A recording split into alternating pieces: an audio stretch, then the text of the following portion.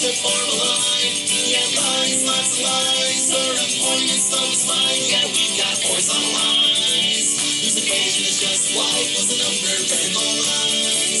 This equation is just x equals a number, rising lines, and slope that's positive, falling lines, and slope that's negative. Well, welcome back, Algebra 1 students. Here we are with Big Ideas 4.2, writing equations in point-slope form. And so a point-slope form is what we're going to see how we can write an equation of a linear function when we have the slope and then any point on that line. It doesn't have to be the y-intercept, it could be any point on that line. That's what we could use this point-slope form with. Before we get into that, let's go ahead and look at our cartoon for the day. So, kids at an aquarium looking at the shark tank, and one shark says, "So close yet so far." Apparently he wants to get out and get the kid, I guess. I don't know. Alright, let's move on to looking at where this point slope form comes from. So we know about this slope formula. It's the slope formula where it says y equals subtract m equals for slope. You subtract the y numbers on top and the x numbers on the bottom. And oftentimes you do see this in the textbook where you see y2 minus y1. That's typically the way they always write it. But like I said, even on the last lesson, it doesn't matter whether you start with the first point or the second point. You just need to be consistent. If we're going to start with the second point on the y, we would need to start the second point on the x. We could switch these if we wanted to, and that would be fine. We'd still come out with the same thing.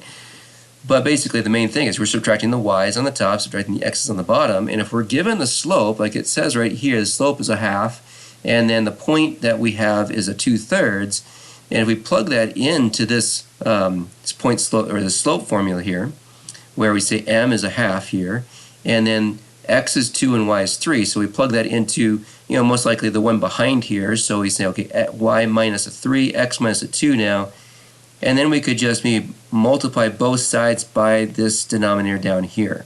That would cancel out the x minus 2 on both sides, or on this side, and it would be over here where we're going to multiply the 1/2 times the x minus 2. Leaves us with this. If we just flip over the equal sign, it leaves us with our point slope form down here. And so this is the point slope form. So you can see here on your core concept, I believe this is on page 103. There on your journal book, you can look at this core concept, the point slope form, and I underlined it here, but it's down here as well. Y minus y1 equals m still the slope, x minus x1, and the where it has the little ones there, y1 and x1, that's the actual point, the actual ordered pair that you're given. So you're going to be given the slope and given an ordered pair, or we might be, again, like we were on last time, given two ordered pairs where we need to find the slope first, and then we could just pick one of those points to use in this form. Alright, let's go ahead and get started on working on some of these on the extra practice. Alright, so there at the top of page 104, you see the extra practice 1 through 6. So we're, as you can see, we're given a point, an ordered pair, and then we're given m equals a number, so that's our slope number. It says write an equation in point slope form of the line that passes through the given point and has the given slope. So just remember, very important, always read the instructions up in bold anytime you're given a problem, because that's going to be you want to make sure you answer it correctly with the right form, with the right things they're giving you and everything. Number 1, so let's take a look at this. First, let's go ahead and put this point slope form up here one more time. So it starts with y minus, and then the y1 point, and then equals the slope m times, in the parenthesis, x minus the x1 point, and then we close that parenthesis. So that's what our point slope form is. Let's go ahead and use that now right here. So from the ordered pair, we have an x1 and a y1. So -2 is going to go where the x1 is, and 1 is going to go right here where the y1 is for this problem. So we'll start off with y minus, just like this form starts with, y minus y1 point. So that is going to be the 1. So 1 goes there, substitutes in for the y1 point, and then the equal sign, and then the m, which is -3 this time, so -3 times with the parenthesis, and then it's going to be x minus, so again the y here in front, and the x here in front, those are going to stay those letters. And so it's x minus the x1 number. The x1 number is -2. And then we close our parenthesis. The only last thing to do is, since we have a double negative right here, we do need to make that a positive. So make that double negative always into plus. So it's x plus 2 there. So that's our form there. We're done with that. Let's go on to number 2, looking at the ordered pair. There's our x1 and our y1 numbers. So we start off our form with y minus. And then we're going to fill in our y1 number, which is 5. So we'll put 5 there. So it's y minus 5 equals, on one side. And then over here we start with m. m is 2 in this one. So 2, then parentheses, so 2 times. Remember, the parentheses means times. You're multiplying what's inside here by a 2. And then we x minus in the parenthesis, and the x number is going to be 3, the x1 number. And then we close the parenthesis, and there's no double negatives, so we're done with that one. That's it. There's your point slope form for that one. And then number 3, x1, y1, and we're going to start off with y minus. The y1 number is -2, so we're going to put a -2 there, and that's a double negative, so we're going to change that to positive. So it's actually going to be y plus 2 on the left side of the equal sign. So there's our equal sign, and then the slope number is a -1. So I don't need to actually put the 1, but I do need the negative sign. So negative in front of the parenthesis. If you write -1, remember that's not as simple as we could make our form. So we just need the negative sign to show that we're multiplying this by a -1. So this is a parenthesis here. We put x minus after that. x1 points a -1. Close the parenthesis. Still have a double negative though in the parentheses, so change that to plus. So it's x plus 1 in the parentheses. So here's our final form. Y plus 2 is equal to a negative times the parenthesis of, or quantity of, x plus 1. All right, go ahead and pause the video. You're going to do 4 through 6 on your own, and then I'll show you the answers. Do exactly the same thing, just get them into the point slope form that I was just doing here. So go ahead and pause the video, do 4 through 6, and then play it to check your answers. All right, so hopefully you have answers for 4 through 6, the point slope form for each one of those. So number 4, the answer should be right here. Now what we got here is we got y minus 0 is equal to 4/3 times x minus 5. So now I'm crossing out the 0 here because we don't need that, and we want to make it as simple as possible. So the best answer would just be y equals 4/3 times the quantity x minus 5. For number 5, we can see here it's going to be y minus 4 equals 7 times quantity x minus 0. So here's one where we can cross out this 0 here. We don't need that. So it's really just going to be 7 times x. And you don't even need the parentheses anymore. Just y minus 4 equals 7x. That's going to be the simplest way to write that one. And then our last one, number 6, would be right here. Y minus 2 is equal to the -1/2, and then quantity x minus 1. And that was it. Okay, before we go on to the next section, what I do want to show you is, now that we have these in our point slope form, how would we get them in slope intercept form? So this is right here. I'm going to put it right here, point slope form. So that's what these are, all those that I just have here, point slope form. What about slope intercept form? Slope intercept, that's y equals mx plus b. Let's go ahead and put those just right below where we wrote these ones here. So what we would need to do is we would need to distribute and then bring over this number to the side. Basically, we just want to get y by itself. So if I'm going to distribute -3 here, so we start off with maybe y minus 1 is equal to -3 times x is -3x, and -3 times +2 is -6. And then the last thing to do would just be to add 1 to both sides here. We're going to add it to the -6 here. So that means that this whole thing now, our point slope form for this would be y equals, these cancel here, the 1's, it's -3x. And then if I take 1 away from -6, it's -5. So that right there is my slope intercept form, my y equals mx plus b. Remember, that's what this is, y equals mx plus b form. Let's go ahead and do this one here. So we have going to distribute 2. So we're going to say, okay, y minus 5 is equal to 2x. 2 times negative 3 is negative 6. And then we're just going to add 5 to both sides. And so now that's going to give us y equals 2x, because those 5's cancel, 2x. And if I take 5 away from negative 6, that leaves us with minus 1. So there is our y equals mx plus b form. It's 2x minus 1. So go ahead and pause the video, do the same thing to number 3, change this point slope form into slope intercept form. And then go ahead and play that to see if you got that form correct.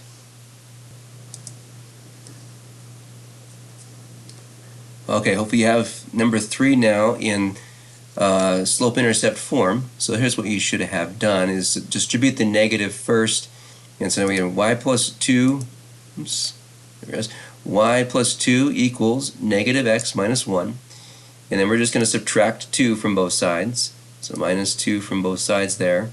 And that would cancel out our 2's. So we're going to have y equals, and then we'll have a negative x, and this is going to be minus 3 here. So your answer should be y equals negative x minus 3. Okay, so if we want to get these from point slope form to slope intercept form, not very hard, just a couple quick steps. Distribute that m, that slope, into the parenthesis where x is at, and then just bring over this number, either add or subtract depending on what sign it is, to solve for y, and you got it. We're not going to do that to 4 to 6, just wanted to show you that and include that with our notes.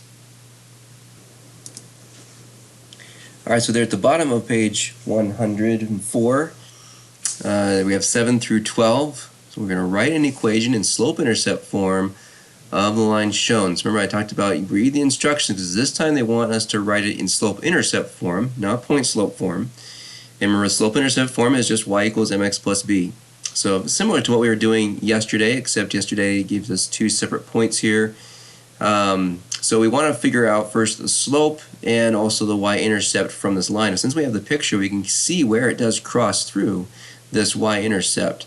And they're all going to be fairly nice and neat crossing through the y-axis. So that would definitely show us where the y-intercept is. So as far as the slope, we want to use rise over run to be able to identify what the slope is from one point to the other. And so in this particular one, number 7, we're going to start here at this 1, negative 2 point, and we're going to rise up to where 3, 2 is. So we're going to rise 1, 2, 3, 4. So our rise is going to be 4 on top.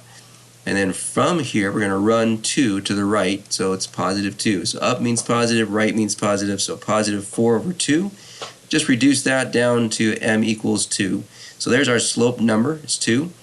And then as far as the y-intercept, the b, we can see where does it cross the y-axis. That's right down here, very clear that that point right there is, there's negative 2, negative 3, negative 4, so b is equal to negative 4. So once we have those two things, we just need to fill them into this form. So start off with y equals, and then it's going to be 2x from the mx, and then the plus b part is just minus 4. Remember, it's not plus negative 4. We wouldn't want to do that. We just want to put the minus 4. Whatever the b number is, it's just going to fill in behind the x. All right, so then number 8. So for number 8, we can identify the y-intercept first if we want to. So I'm showing you that's where this is right here. You can see there's 2, so that's at 3. So the y-intercept, b is 3 on this one. And so then we look at a couple more points. We can see that there's a whole bunch of points here we can actually go off of if we needed to. So we can find that point, but they gave us these two. So if we did a rise over run, we can see that we're going to first see a negative 3. If we start from 1, 2, we're going to go down 3 units to get to where this 4, negative 1 point is. And then we're going to go 1, 2, 3 to the right. So our run is positive 3. So negative 3 over 3, if we simplify that, it's a negative 1. So m equals negative 1, b equals 3.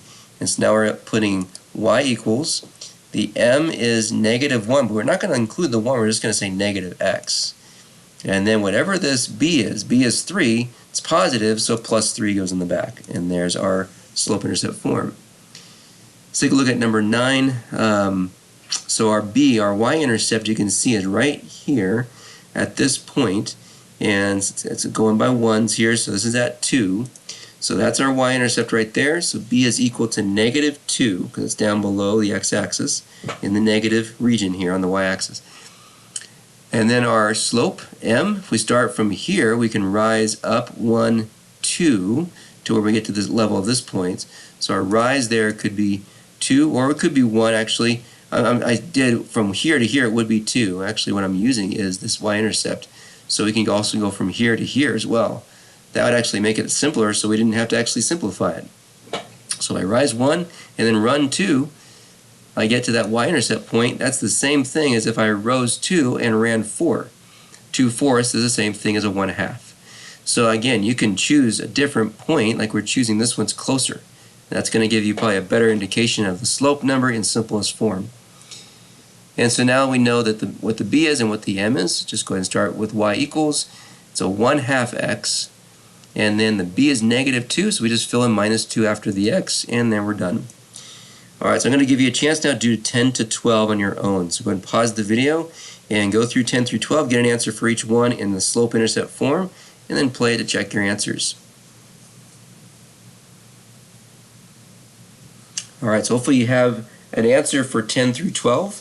So for number 10, your b is 0 on this one. You can see it going right through there at 0, 0 on the origin. The m is a -1/4 for slope, down 1 and then right 4. You can do that right there. And so your answer should be y is equal to -1/4 x. You don't need to put plus 0. If the y-intercept is 0, you don't need that y-intercept. We assume it's 0 if it's not there. Number 11, on this one our b is right there, which is -6, because it is going by 2's. Every box is 2 on this one. So there's -4, that's -6 then. And then for the slope, you also need to be noticing that you're going also by 2's. So you can see every half a box is worth 1. So you need to recognize that on this one. So you can go 3/1. Now that might be easier just to go from this point up to your y-intercept. Probably be a little bit easier. That's why I found it first. So by 1, then half a box is 2, another half is 3. So rising 3, and then we're running 1 unit. Now notice that this coordinate plane is a little odd. The fact that the y-axis is going by 2's, but the x-axis is actually going by 1's, as you can see there. So you need to recognize that that happens sometimes. And so you got to just check out your coordinate plane and see, okay, what's it doing here with the x-axis and the y-axis? How do they number it? Because it's not always going to be numbered exactly the same. So it's very important to not make a mistake just using the coordinate plane. And it's unfortunate that you sometimes do that. It can get confusing. Alright, so here we got our slope is just a 3, and so your answer then was just y equals 3x minus the 6. And then for 12, you can see our y-intercept right there is going right through 4. So b is 4 on that one. And then the slope is -2/1. I could go from this point down to this point and see that. It doesn't make any difference, or this one to this one. So that's going to go down 2 and right 1. -2/1 simplifies to -2 though. So it's just y equals -2x plus 4 is your answer on that one. Alright, let's keep moving on. So here's our joke of the day. It says, what do you say to a lollipop when you throw it away? What do you say to a lollipop when you throw it away? And now you probably say this every single time you throw a lollipop away. So long, sucker. So long, sucker. Alright, let's move. Alright, so now on top of page 105, we see 13 to 18. And we saw this kind of yesterday with these same kind of form, with these same type of function notations here. It says write a linear function, f, with the given values. And so these are given values to us of a function. So really what this is more in line with is an input-output notation. Your input would be the number inside here, f of -3, at -3 would be the input. The output would be -1. Remember, input and output is the same thing as x and y. And so these are just talking about this is your x number and this is your y number. So it gives you ordered pairs for these. Now, so we can't do this for every function. We actually can only really do this for linear functions. And really, all these things we're doing are really specific to linear functions because they are straight lines. And so we're predictable. We know exactly what's going to continue to happen because they're just constantly going to be a same rate of change all throughout. Other functions do not have constant rates of change, so there's no way to be able to just take 2 points and be able to figure out what the equation is. That is only specific to doing it with a linear function. All right, so let's see, we're going to put down our point slope form. It doesn't say what form it wants it in, but the point slope form is going to be the easiest form to get it in first. So, if we can get it into this form, then we can change it like we saw before into slope-intercept if we need to. So we're going to look at our x and y. So remember this I said, -3 is the x, and the -1 will be the y. So that's an ordered pair there, -3, -1. So over here it would be -2, 4, another ordered pair. So 2 ordered pairs now. So in order to write the equation, we need to get the slope, we need to find out what m is. And remember, for doing that, we're going to subtract the y's, or we're subtracting the x's, just like we saw in the last lesson. And so again, it doesn't matter which ones you start with. I usually start with the first point, but if you start with the second point, that's fine. As long as you start with the same point for y as you do for x, then you'll be fine. So if I start with the first point, that's going to give me now a -1 for the first y, minus, that's from the minus right here, minus the second y number, which is 4. And then the bottom is going to start with this -3 from the first point, and that's minus the -2 from the second point. And that's a double negative, so we're going to make that into positive right there.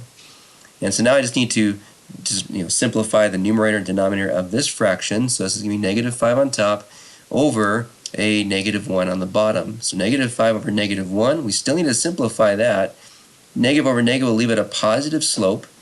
5 over 1 is going to be just 5, so m is equal to just a +5 for this one. And so now we can write out that point slope form equation, starting with y minus, just going off of what we have up here, y minus the first y point. Okay, so now which one do we use?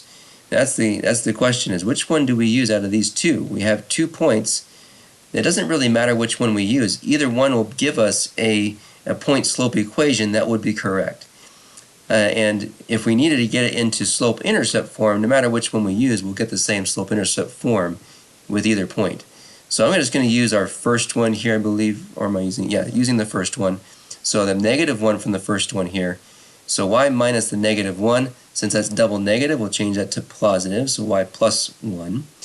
And then it's going to equal the slope, which is 5, so 5 times x minus, and then that x point is -3 on that one. We need to make sure we definitely use the same point both times. Don't use the y on this one and then the x over here. That would give you a wrong equation for sure. And then double negative again right here, change that to positive. So there's our point slope form equation. We're going to come back at the end of this and maybe change a few of these into slope-intercept form again, like we did earlier, but for now let's just leave it at that. Number 14, just remember x, y there. So we can just go off of that. I don't always have to write out the ordered pairs. You can just go off of what it says here. You know, this is your x and this is your y. So if we want to just go straight into slope, we could. And so our first y number is 1. So 1 minus the second y number, which would be 7. So 1 minus 7 on top. And then the first x number is -2 minus the second x number, which is 1.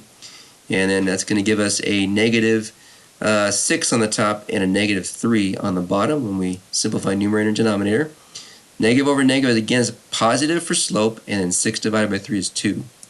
So our answer for slope is just 2. And so now we can go and use one of these points up here. So starting with y minus, and I'm going to use the second point this time. It doesn't matter which one. Just chose to show you that I can use the second one. So y minus 7, and then equals, and our slope is 2, so 2 times the parenthesis x minus, but we got to use this x number now, 1. Since I used the 7, I got to use the 1 for x. So y minus 1, and then close the parenthesis. And that's it. There is our point slope form using that point with the 1, 7 point. Again, I'm going to come back and do a few of these probably on the top here. Number 15. Let's take a look at this one.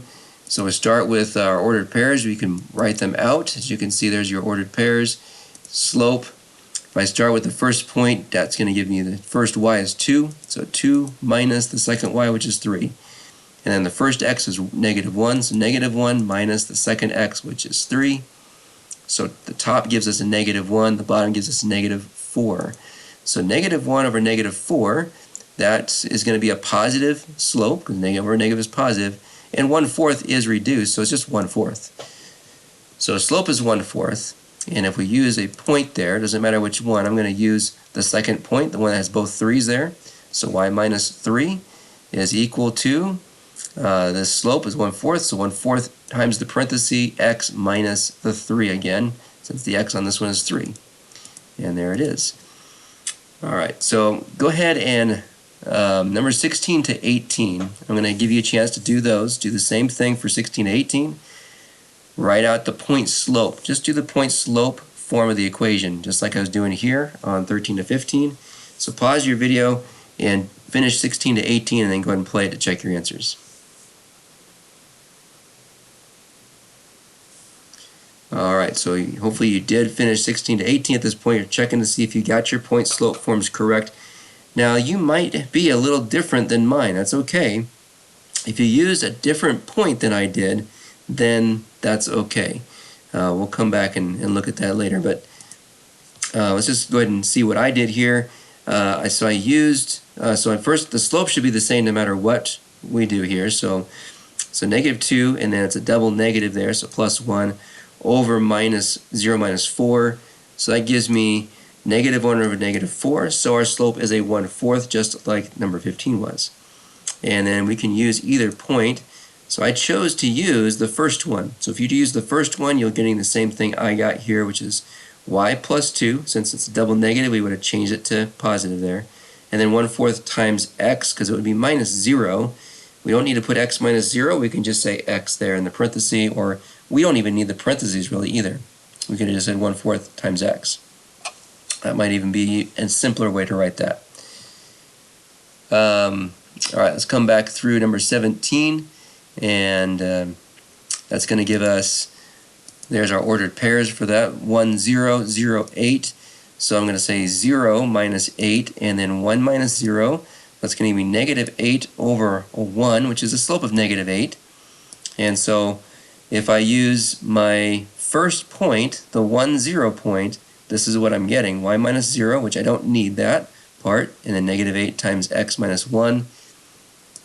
And then better if I got rid of the 0, just to say y is equal to the -8 times x minus 1. Alright, number 18. So if I start, let's see, 5 minus 6 on top for the subtracting y's, and then 3 minus 2 for subtracting x's on the bottom. So that gives me a slope of -1 over 1, which is -1 for the slope. And so my point slope equation here, if I use the first point, so I use the first point for every single one of these. If I use the first point, y minus 5 is equal to negative, I didn't put -1, I just put the negative sign, times x minus 3. Alright, so let's come back and we're going to now change a few of these here to slope intercept. Alright, let's go ahead and let's going to change these to slope intercept form. So number 13, our slope intercept form for this one will be, if I distribute the 5, that's going to give me, I'll put it up over here, y plus the 1 is equal to 5x, and then 5 times 3 is 15, so plus 15, and then I just got to subtract 1 from the 15, so my y is equal to 5x plus 14. There's my slope intercept form for that one. And if I come to this one here in number 14, I'm going to go ahead and distribute that. That's going to give me y minus 7 is equal to 2x right there, minus 2. And if I just add 7 to the -2 over here, so I'm going to get y is equal to 2x. And then take 2 away from 7, that's going to be plus 5. So there's my slope intercept form. And then for 15, if I do that on this one, actually I'll leave that one for you. Let's come down and have a look at this one. This one's a little bit easier. So these two are actually really easy here, because all you do on this one is just subtract the 2.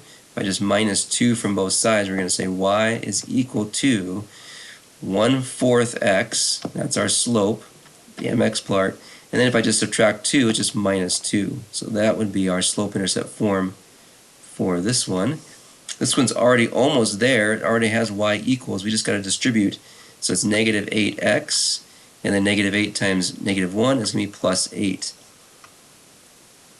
And so no matter which ordered pair you used, you would have got the same thing. So if I would have used, the other ordered pair here, I still would have gotten the same thing. And then, so I'm going to have you do these two right here. Do 15 and 18. Go ahead and pause the video and rewrite these point slopes into slope-intercept.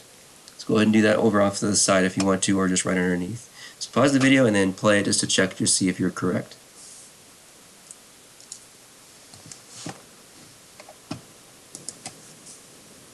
Alright, so for number 15, you distribute the 1/4, and it's a little trickier with a fraction. So we got y minus 3 is equal to 1/4 x, that was the easy part. But then 1/4 times 3 is actually just 3/4. So if you think of putting a 1 underneath this, 1 times 3 is 3, 4 times 1 is 4, so it's just minus 3/4. And then it gets a little tricky also when you're going to add the 3 over, because you got to add it to the 3/4. So we got to go back and just remember how to do fractions. So as I'm going to add 3, I'm going to actually change this into fourths and change that 3 into a fraction of 12/4. 12 divided by 4 is the same thing as 3. So really I'm going to add 12/4 to both sides.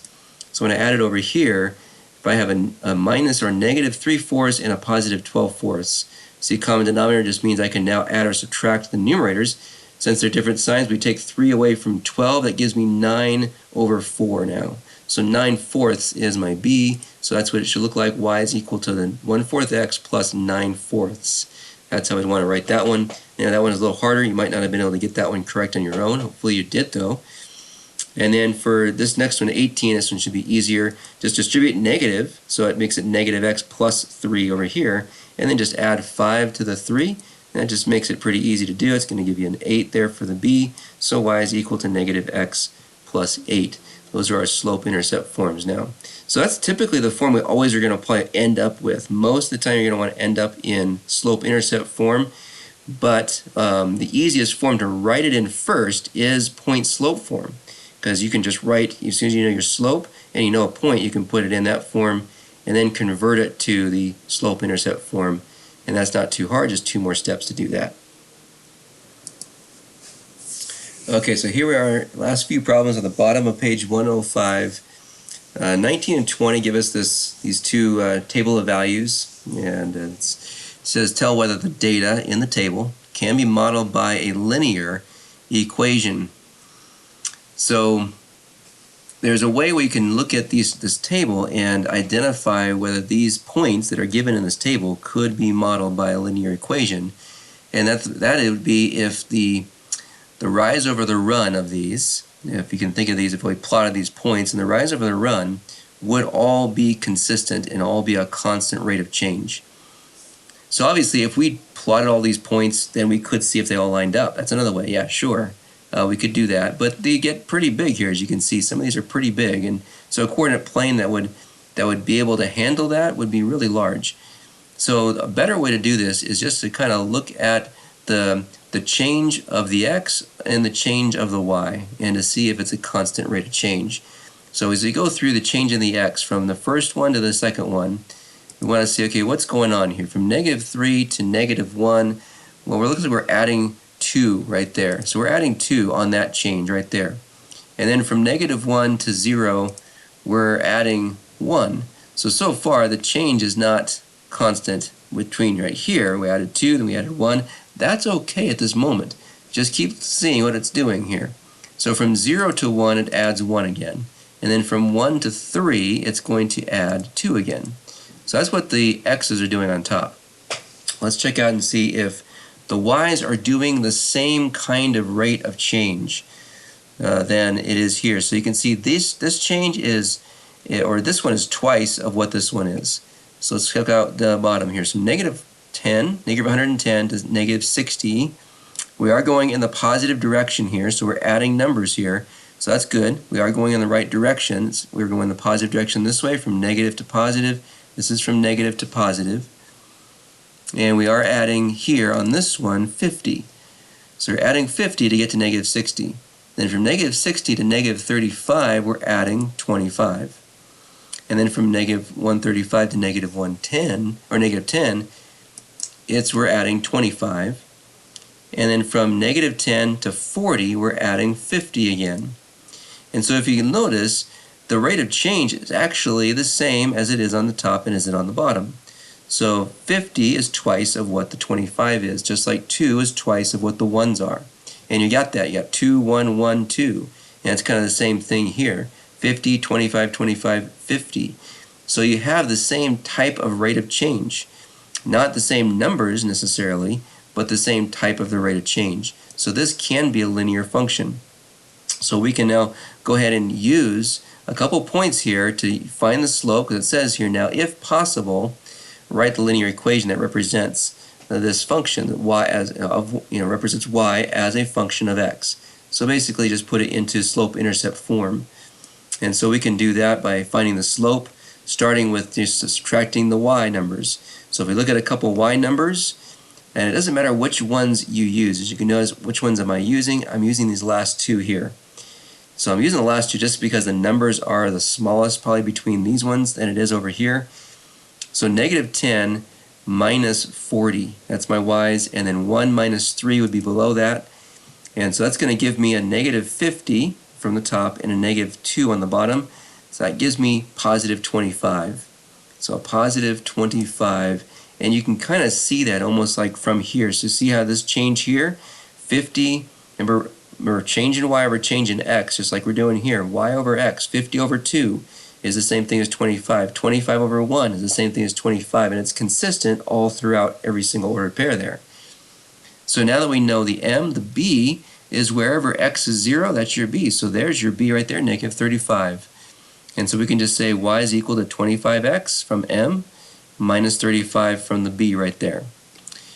As we look at number 20, let's go ahead and take a look at our change in x here from negative 3 to negative 1. It looks like our x's are changing exactly the same here as it was on 19. So all those are exactly the same, so I'm not going to worry about doing those. There's my change in x. We need to see, is it going to have the same kind of change in the y? From negative 98 to positive 18, we are adding numbers here. We're adding 116. So in order for this to be a linear function, the next change has to be half of what 116 is, which is like 58. So let's see, from 18 to 8, that's definitely not 58. That's, just a 10 right there, actually. And really, actually, what are we doing? We're actually subtracting 10. So it's not even going the right direction. This should keep going bigger and bigger every time, and we went backwards to negative 8, to an 8. From 18 to 8, we went backwards. So definitely, this is not linear. So right off the bat, we can kind of see as we were looking at it, it doesn't have the same one as it would for the x's, so that's definitely not linear. Number 21, we're going to have to just answer this word problem here. It says Craig is driving at a constant speed of 60 miles per hour. After driving 3 hours, his odometer reads 265 miles. So write a linear function. So here's where it gives us a task. Write a linear function. D, so it wants us to use D. That represents the miles driven after h hours. So there's the variables they want us to use in the function we're going to write. And it says, what does the odometer read after 7 hours of continuous driving? Alright, so that would be after we would write our function there. So first of all, let's figure out what some of these things mean. So the 60 miles per hour, anything per hour, that's a constant rate of change. Constant rate of changes are always your slope. So that's your m. 60 is going to be our m in this one. After driving 3 hours, so the hours, so it's per hour, okay, this many miles per hour, that means the hours would be the x. So if you drove 1 hour, you're driving 60 miles. If you drove 2 hours, it's 120 miles, and so on. So that's why hours has to be your x. So 3 is the x, and then 265 miles after we're done is what the y would be. That y would be the output. So if you plug in 3 for x, you're getting a 265 out for the y. So y is 265. And it says write the linear function d that represents the miles after driven after h hours. So again, h, the hours is x. That means the d is your y. So when we actually write the equation, it's going to say, instead of y equals, it's going to say d equals, because that's going to be our y. And then h is going to be where x would be. All right, so let's go ahead and try to write this equation now. And we can write it in our point slope form, since we have a slope and a point. The point, so our slope is 60. The point would be 3 for x and 265 for y. So using the point slope formula to write this equation in, we can start off with y minus the y number, which is 265, equal to the slope, which is 60 times, which means parenthesis, x minus the x number here, which is 3. And then close the parenthesis. And then we do want to write this in we need to convert this to our slope-intercept form. It doesn't say that. It says write a linear function d that represents, so when it says that, d that represents the miles given in h hours, we're going to want to probably change this and put this into a y equals form, get the y by itself. And so to do that, we're going to first distribute 60. So it's going to y minus 265 equals 60x, and then 60 times negative 3 would be a negative 180. And then we're going to need to add the 265 to both sides. And so we can start writing with y equals now, because this 265s will cancel, the 60x. And then we got to solve this or subtract here. So to subtract, we might do 265 minus 180. And that's going to give me 5 from 5 minus 0. And then 26 minus 18, that's going to give me 8. So 85 is there. So it's minus, actually I should say plus, sorry, it's a positive, plus 85. So that's it in with y and x. We just need to change it to d and h. So my answer then will be d is equal to 60h plus 85. So that's the first part of our answer for writing a linear function d that represents the miles given in h hours. There's that. But then we need to do the second part of this, which says, what does the odometer read after 7 hours of continuous driving? So again, when you're doing any kind of word problem, make sure you read the entire problem, make sure you understand, well, this got two things here. There's the first thing, write a linear function, and then there's a second thing, what does the odometer read? So there's two things we have to say. So we got to plug in 7. So 7 is the input. So that's our input right there. Put that into this function. We can put it into this function here if we want to, or that one down there. It doesn't make any difference. It's the same function. So if I say, okay, d for the distance driven is equal to 60 times 7, put that in for h, 7 hours, and then plus 85, plus the 85. And so 6 times 7, that's going to give me 420 right there. So d is equal to 420 plus 85. So if I add 85 to 420, that's going to give me 505. So my distance, so what does the odometer read? In this case, the odometer would read 505. That would be my distance after 7 hours of driving. Alright, so that concludes our lesson here in 4.2, and I'll see you again on the next one. Have a great day, guys.